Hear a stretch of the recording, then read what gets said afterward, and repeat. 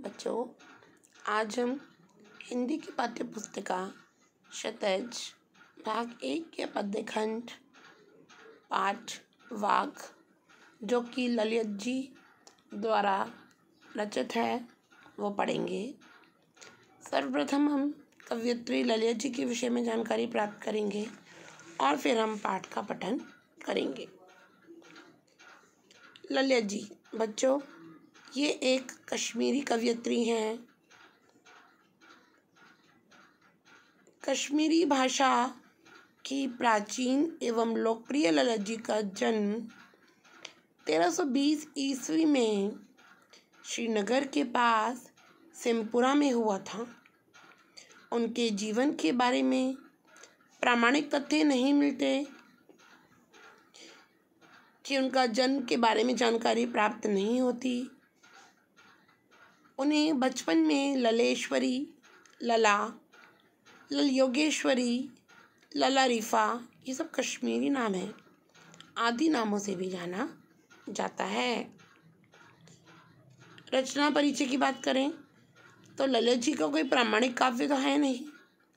उनके सैकड़ों वाक वर्षों से मौखिक रूप से एक पीढ़ी से दूसरी पीढ़ी तक प्रचलित रहे हैं और अभी भी हैं। उनमें से 4 वाक हमारी पाठ्य पुस्तक में भी है। ललित जी ने अपनी रचनाओं में धर्म की संकीर्णताओं से ऊपर उठकर भक्ति के रास्ते पर चलने पर जोर दिया है। उन्होंने मानव प्रेम और मानवता को भी महत्वपूर्ण बताया है। इनकी भाषा शैली, इनकी रचनाएं वाक शैली में हैं। उनमें लोक जीवन के तत्व निहित हैं। उनकी रचनाएं अरबी, फारसी, संस्कृत आदि भाषाओं के शब्दों से बोझिल नहीं हैं और उनकी भाषा बहुत सरल भाषा है जो वाक में प्रयोग की गई है। उनके वाक में आम जनता में तुलसी की चौपाइयों तथा रसकान के सवैये की तरह लोकप्रिय हैं और उनको जवानी याद भी हैं। ललित जी का निधन 1391 ईस्वी के आसपास माना जाता है। पाठ की रूपरेखा देखें।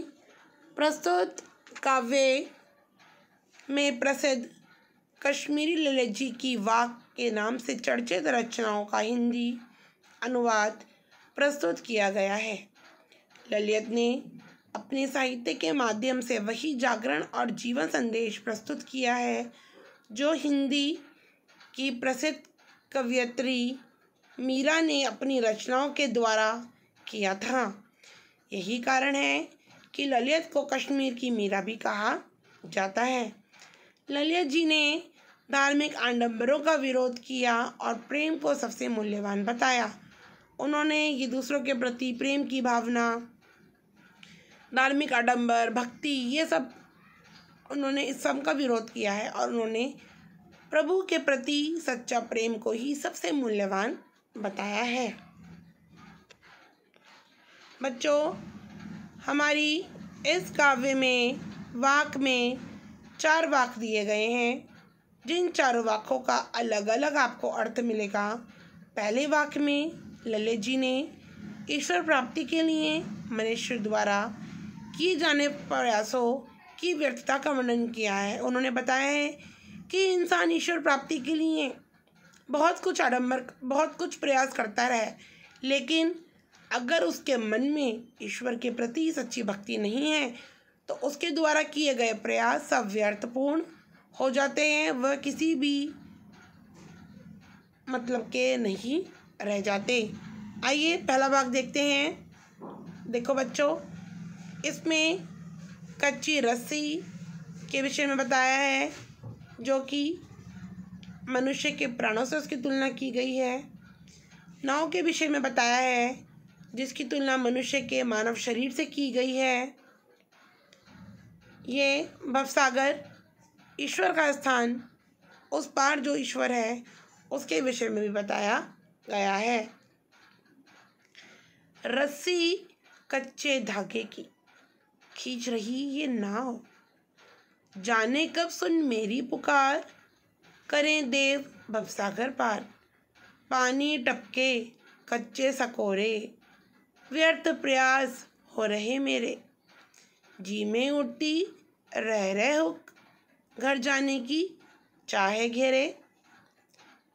बच्चों, इसमें पानी टपकना, कच्चे सकोरे मीन्स मिट्टी का वह पात्र जिसमें अगर हम पानी डाल दें तो वह व्यर्थ ही टपकता रहता है, जैसा इस चित्र में नलके से व्यर्थ ही पानी बह रहा है।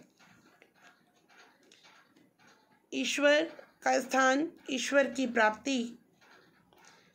शब्दार्थ देखते हैं।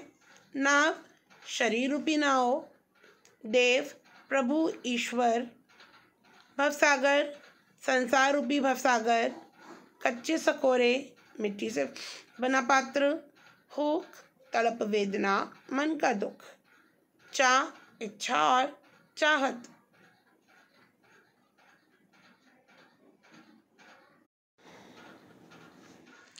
कवयित्री ललिया जी ने हमें इस वाक्य के माध्यम से जो वह ईश्वर प्राप्ति के, ईश्वर को प्राप्त करने के जो वो प्रयास जो वो कर रही हैं, उनको पाना चाहती हैं, वो सभी प्रयास उनको व्यर्थ होते नजर आ रहे हैं।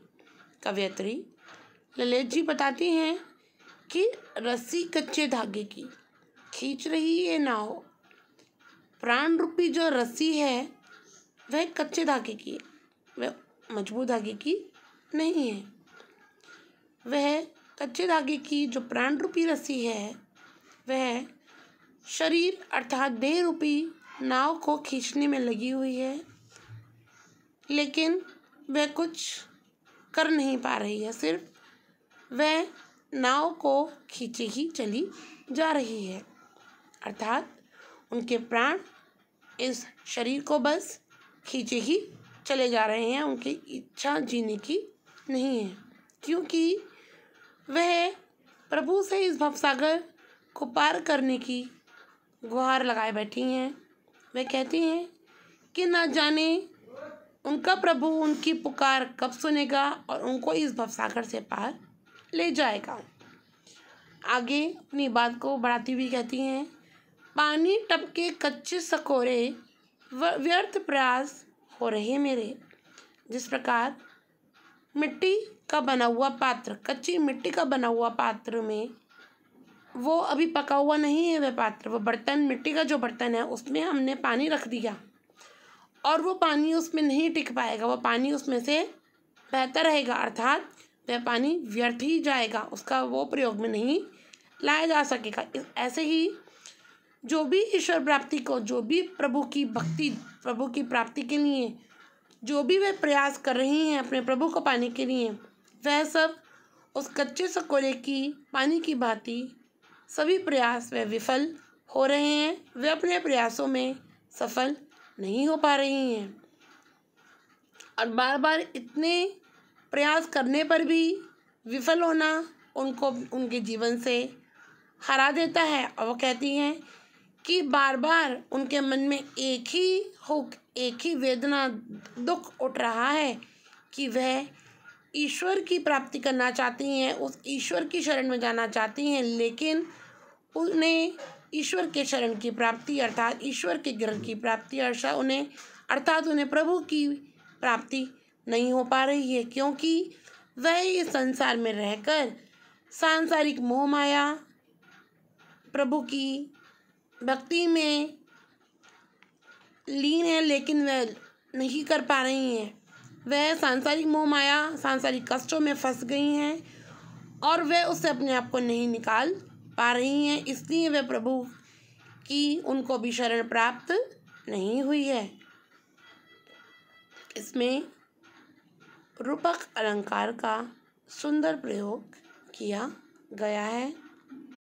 कवयित्री ललित जी ने दूसरे वाक्य में जाति और धर्म की सीमाओं से ऊपर उठकर समानता की भावना अपनाने पर बल दिया है।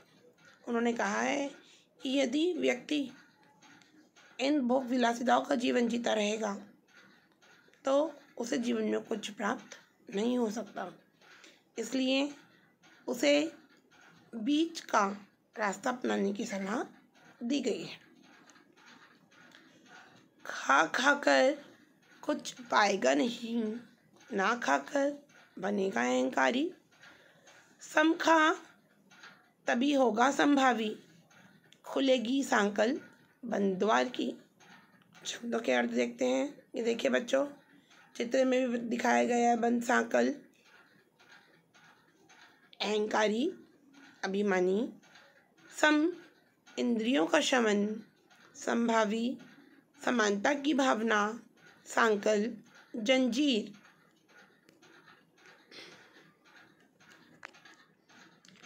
कवयित्री ने इसमें व्यक्ति को मध्यम मार्ग अपनाने की सीख देते हुए कहा है।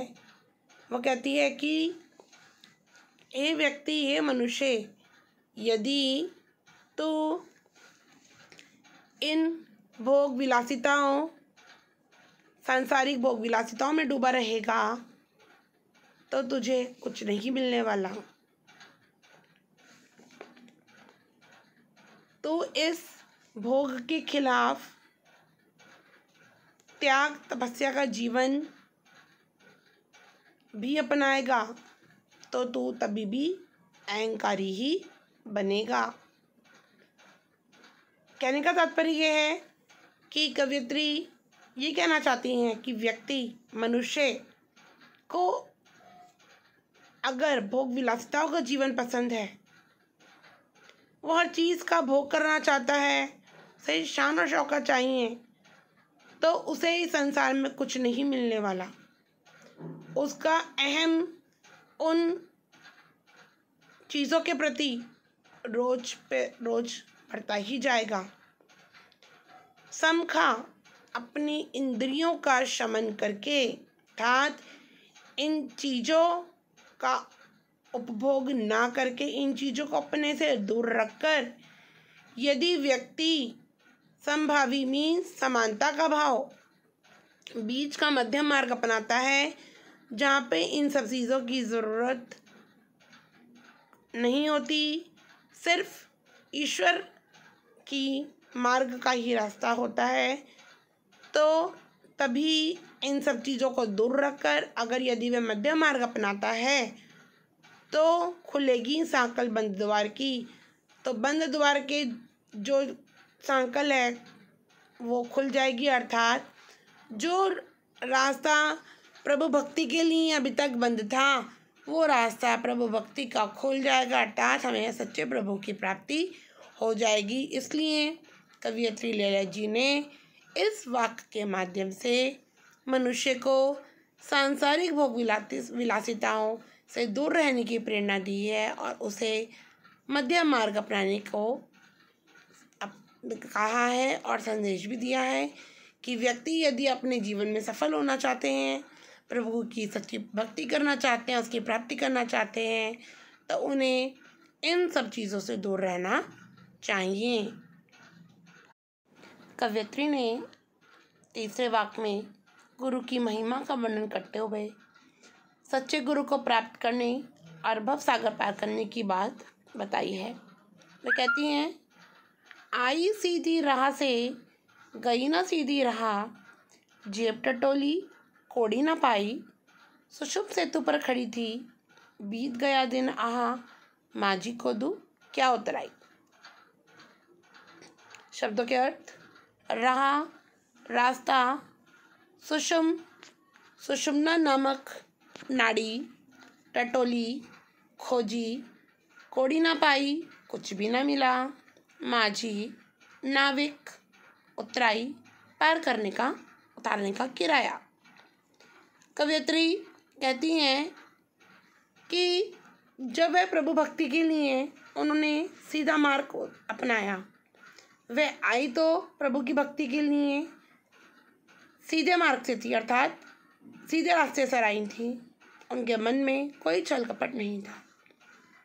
गई ना सीधी राह, लेकिन सीधी राह से आकर भी वह सांसारिक बंधनों और मोह माया में फंस गई, जिस कारण वे आगे सीधे रास्ते नहीं जा पाईं और वे वहीं फंस गईं। जेब टटोली कोड़ी ना पाई। जब इंसान इन छल कपट, भोग विलास, मोह माया आदि बंधनों में बंध जाता है और वह अपने सत्कर्मों को भूल जाता है, वह इन सब बंधनों में बंध कर सच्चा मार्ग भूल जाता है, तो उसके पास सिर्फ पछताने के सिवाय कुछ नहीं रहता। इसी बात को बताते हुए कवित्री ने हमें जेब टटोली अर्थात उन्होंने अपनी जेब में देखा, उन्होंने अपने हृदय में जाकर देखा कि उनके हृदय में सिर्फ भोग विलास, छल कपट, ये सब चीज़ें थी और उनके पास कुछ भी नहीं बचा था। वह सिर्फ हठयोग का रास्ता अपना रही थी, अर्थात जबरदस्ती से वह प्रभु को प्राप्त करना चाहती थी। वह हठ का रास्ता अपनाकर ही प्रभु को प्राप्त कर रही थी। इस हठयोग में फंसकर वह शरीर की 3 नाड़ियों में से सुषुम्ना नाड़ी रूपी पुल पर खड़ी थी और वह